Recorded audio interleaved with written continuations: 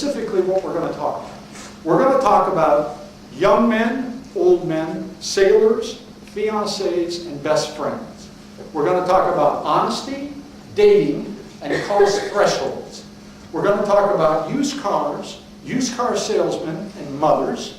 We're going to talk about naval aviators, natives from the Solomon Islands, and kindergarten. We're going to talk about kids, cars, and trust. We're going to talk about trust, credibility, and leadership. And finally, we're going to talk about airplanes. We're going to talk about accidents. We're going to talk about hospitals. We're going to talk about family. And we're going to talk about Magnolia blossoms. When I said earlier that an assumption of this workshop is that it's about good people that sometimes make bad decisions, let me change my tune a little bit. And what I'm going to say is that none of us in this room are honest. We're all basically honest. And the difference between being honest and being basically honest is basically honest means you're honest unless it costs you too much. Hardly ever lying means you don't lie unless it's important. I mean, think about it. If it's in our self-interest to tell the truth, big deal. The question is, when it's not in our self-interest, that's when we find out whether we're honest or just basically honest. And the decision process we go through has a thing called a cost threshold. What is the cost? What do I have to pay in terms of being honest or in terms of being basically honest? So I want to explore this concept of cost threshold a little bit. Tom, can I ask your help? Sure. Okay. Here's the situation. We're going to go back 3 or 4 years in time. Okay? You're back in high school. Tom's in high school, and he's been trying to get a date with a young woman. Already getting some reaction. Trying to get a date with a young woman in high school, and for some reason his charm is not coming across, and she's just turning him down. I mean, big time, you are flaming out. Okay? He's resonating with this. Okay? It's all coming back. So, you keep asking her, she keeps turning you down. Well, there's a spring formal coming up, and it's your senior year. You have some classes with her, and you keep asking her, and finally you ask her for the spring formal, and she says yes. Now, you just figure she's a slow learner. It just took her a while to realize you're charmed. But she says yes. So now you're feeling pretty good about it. You see her in classes the week before the spring formal. And she's telling you how much she's looking forward to this. And she even tells you that she went out and she bought a new outfit for the spring formal. Now, she's not so crass as to tell you how much money she spent on it. But you know from where she bought it, they don't sell anything cheap there. So Tom is thinking to himself, hey, this is really cool. She's taking this serious. So the night occurs of the spring formal. You're decked out in your tux. You're really looking good. You go to her house, okay? It's a 2-story house. You knock on the door, and her father comes to the door. Well, she's not ready right now, so you're making small talk and trying to think of something to say as you think, when is she coming home?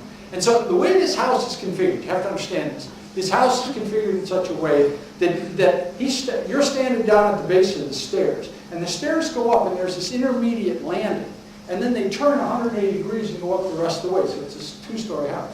So Tom's there, and he's trying to make small talk with her father, and you just kind of think, come on, come on, come on.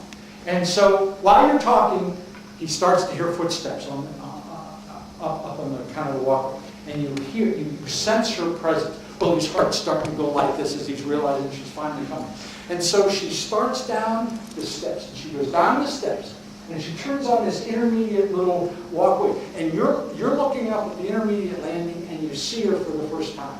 Now, you've never dated her, she's never gone out with you, but you know her pretty well. You know the body language, you know the facial expression, and you look at her, and the facial expression, she's beaming. She's just absolutely ready. It's one of those things that I feel good, okay? So you're looking up there, and that's one thing that comes to mind. But there's something else that comes to mind, and it's a single word that comes into Tom's mind as he looks up, and that word is Idaho. Now you say, Idaho. Why on earth Idaho? It's because you look at the outfit that she's wearing, and it fits her like a sack of potatoes. It's just like, oh my. She walks down. She's descending the steps. Well, let's put some action on it. She walks over. She hooks her arm in you. She looks at you, maybe Brown or whatever, and says, Tom. She calls you Tom. You got to understand. She said, Tommy, how do I look? I submit our hero has a cost threshold here on whether he's going to be honest or basically honest. So amongst all your friends here, what are you going to say? Ravishing. You look ravishing. That's an interesting word. Interesting choice. Interesting choice of word. When we talk about this in a workplace environment, if you get to that point where if it's going to be a test question, you can stop and say, remember this.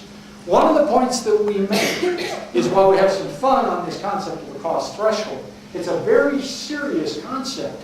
Indeed, when you look at management accountabilities, because managers, by their actions and their words, can drive the real or perceived cost of doing something that may be not consistent with the values of the organization. So managers define cost thresholds, and it underscores the fundamental responsibility of managers never to ask their employees to do anything that is out of alignment with the values and the ethical model of the organization. Because if you do, you run the risk of a good person making a bad decision. I want to talk about respect and caring.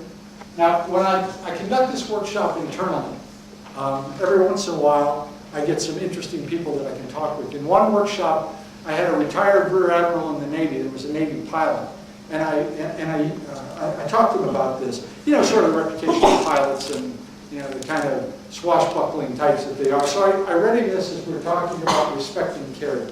The average Navy pilot, despite the sometimes swaggering exterior, is very much capable of such feelings as love, affection, intimacy, and caring. However, these feelings just don't involve anyone else. So, this next chart is, although it's a cartoon, is perhaps one of the most important charts that I show our managers, and I want to share with you. Because this is sort of about risk management. This is about that real world that's out there. This is about the kind of pressures that we talked about. This is where you're doing a project or you're engaged in something, and for whatever the reason, you become so focused on getting the job done at all costs, you lose sight of other things. That can happen for a number of reasons. You can be in a situation where the demands of the contract are such that they're totally unreasonable. You could be in a situation where you've had some problems. You've fallen behind with schedule.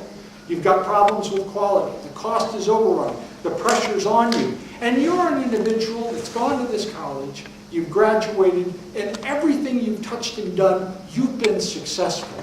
And now you're put in a situation where you might fail, and you don't know how to deal with that. So as you go forward, and you're having to deal with some of the pressures that are out there, keep your priorities straight. Think of the magnolia blossoms in your life. Think of the kind of person that you want to be. Because if you do that, number one, you'll make the right decisions. And number two, you're laying the foundations to being that effective leader, both on your technical competence as well as your character.